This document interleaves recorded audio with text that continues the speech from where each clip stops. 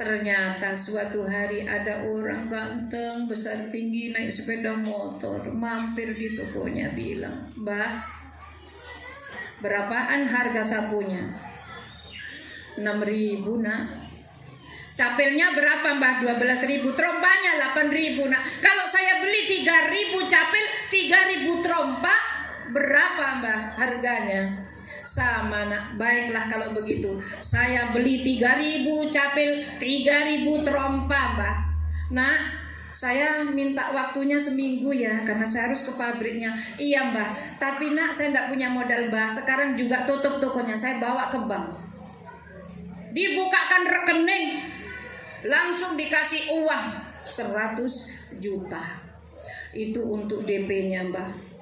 Dan setiap 17 Agustus pesan di setiap negara, Jepang, Malaysia, Singapura, Hong Kong, Thailand, Cina, orang Jawa yang ada di sana, 17 Agustus banyak yang memakai trompa dan capel khas ala Indonesia. Ternyata tiap tahun punya uang ratusan juta dan keuntungannya juga ratusan juta.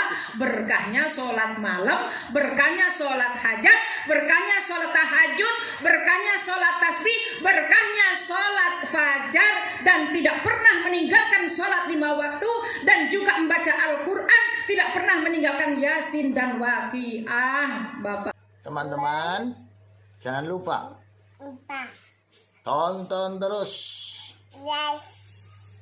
sampai selesai. Dadah. Bye-bye, Mah. apalagi kalau dalam sholat sunnah itu Bapak Ibu membaca Qul Huwallah, surah Al-Ikhlas yang banyak.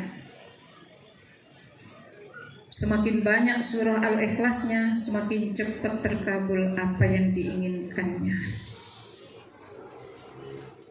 Sebab di dalamnya itu ada kalimat Allahus Samad, Allah tempat bergantung,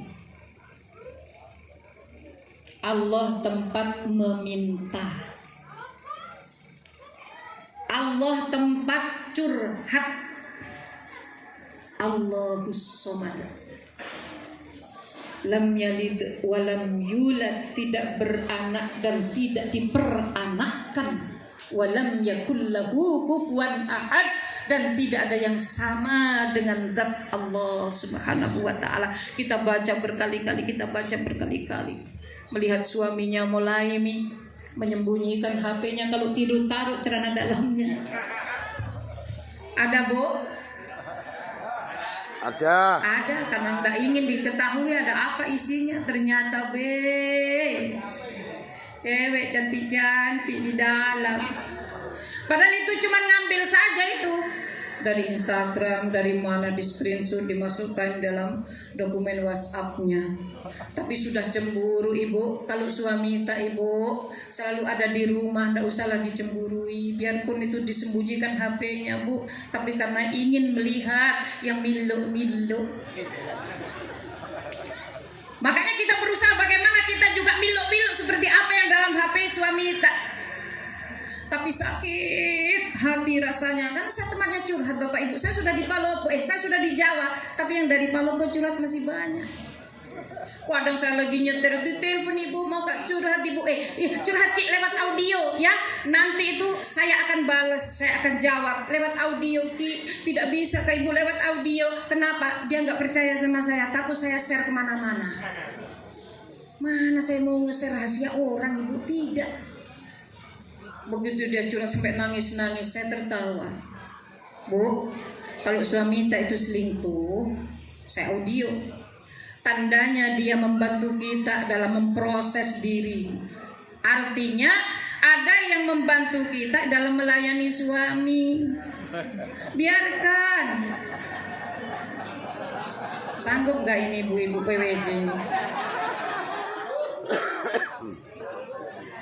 Suami saya nikah lagi, saya biarkan.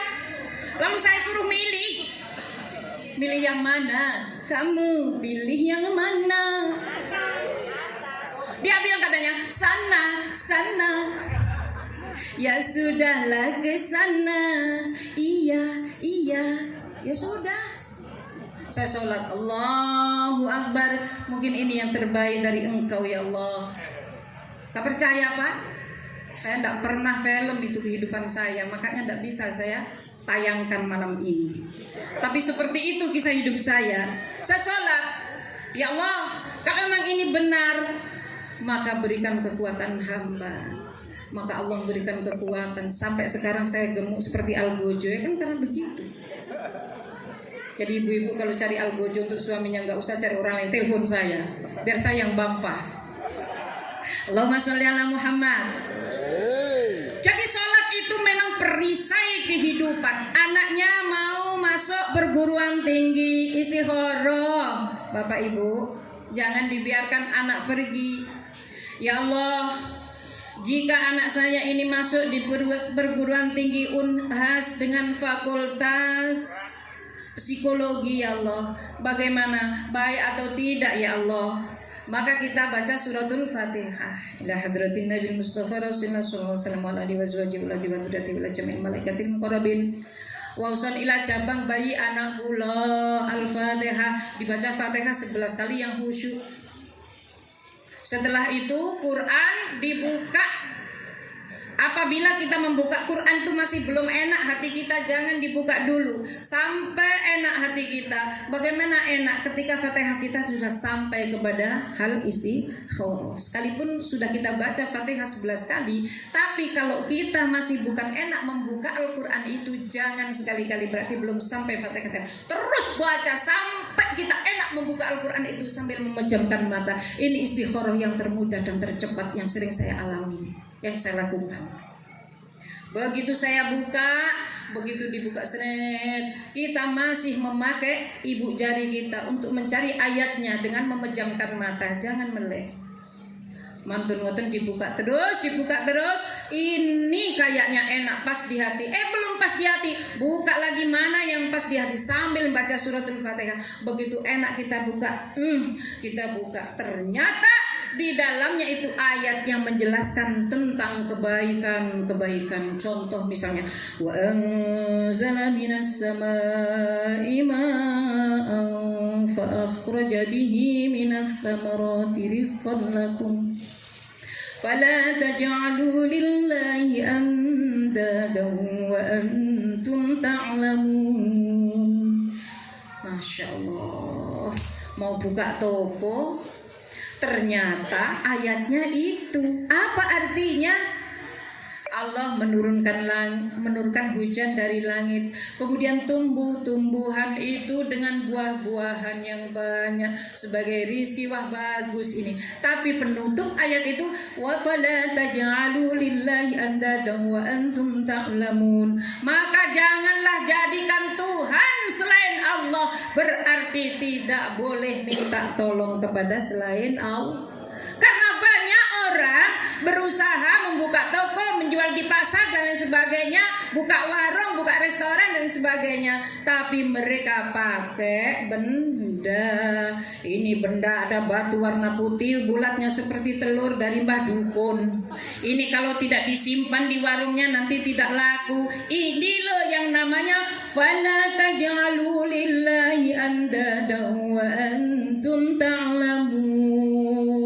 Allah melarang itu syirik, itu menyekutukan Allah. Jangan menjadikan apapun selain Allah sebagai Tuhan.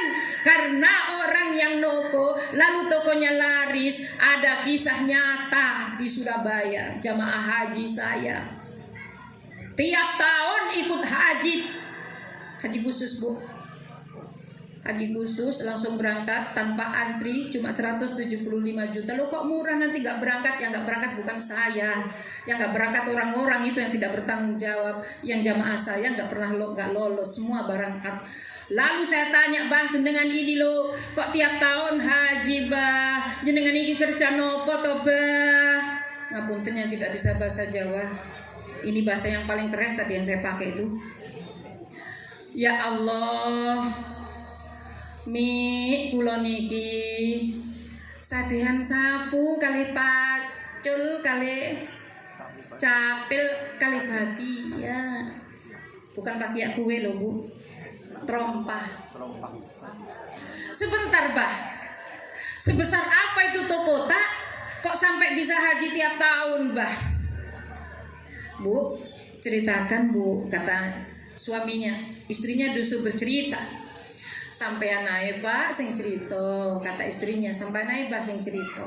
Aduh, ampun jenengan cerita, kalau tak mirengaken, saya mau dengarkan, saya bilang.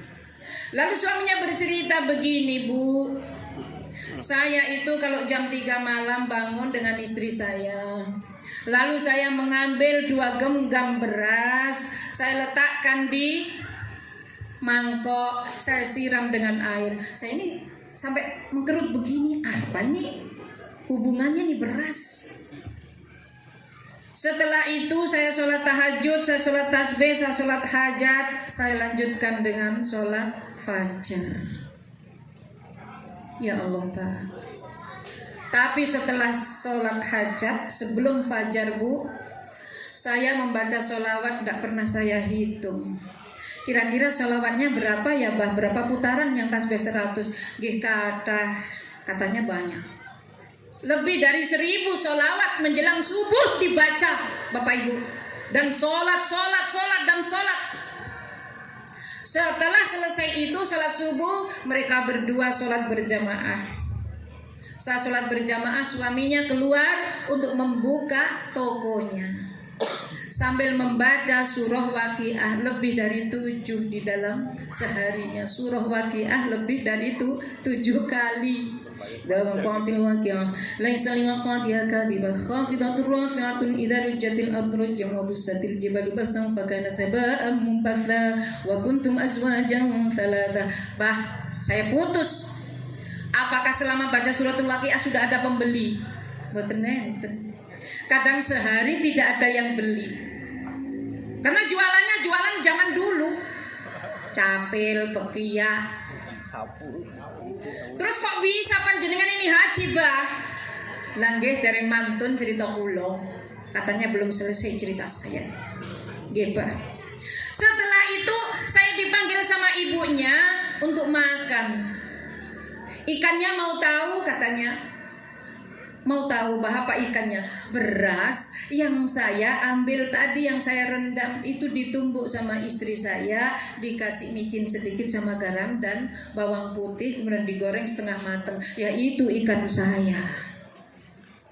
Kita ini kalau bukan parede, kalau bukan udang, balado, carede, apalah itu, kepiting.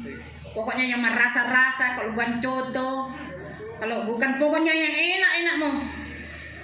Habis itu kolesterol, asam urat, hipertensi, diabetes, jantung, macam-macam komplikasi.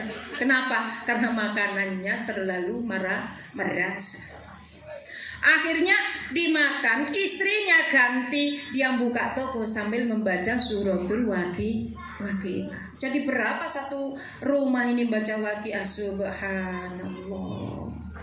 Ternyata suatu hari ada orang ganteng, besar tinggi, naik sepeda motor, mampir di tokonya, bilang, "Mbah, berapaan harga sapunya?" 6.000 nak. Capelnya berapa mbah? 12.000. Trompanya 8.000 nak. Kalau saya beli 3.000 capel, 3.000 trompa, berapa mbah harganya? Sama nak. Baiklah kalau begitu, saya beli 3.000 capel, 3.000 trompa mbah. Nak, saya minta waktunya seminggu ya, karena saya harus ke pabriknya. Iya mbah, tapi nak saya tidak punya modal mbah. Sekarang juga tutup tokonya, saya bawa ke bank. Dibukakan rekening, langsung dikasih uang 100 juta. Itu untuk DP-nya mbah. Dan setiap 17 Agustus pesan di setiap negara, Jepang, Malaysia, Singapura, Hong Kong, Thailand, Cina, orang Jawa yang ada di sana, 17 Agustus banyak yang memakai trompa dan capil khas ala Indonesia. Ternyata tiap tahun punya uang ratusan juta dan keuntungannya juga ratusan juta. Berkahnya sholat malam, berkahnya sholat hajat, berkahnya sholat tahajud, berkahnya sholat tasbih, berkahnya sholat fajar, dan tidak pernah meninggalkan sholat 5 waktu, dan juga membaca Al-Quran, tidak pernah meninggalkan Yasin dan Waqiah. Bapak-bapak, ibu-ibu yang hadir, wabil khusus PWJ, ngapain kita ke dukun? Ngapain kita pergi untuk mencari solusi dalam hidup, sedangkan solusi itu ada pada sembahyang? Masya Allah.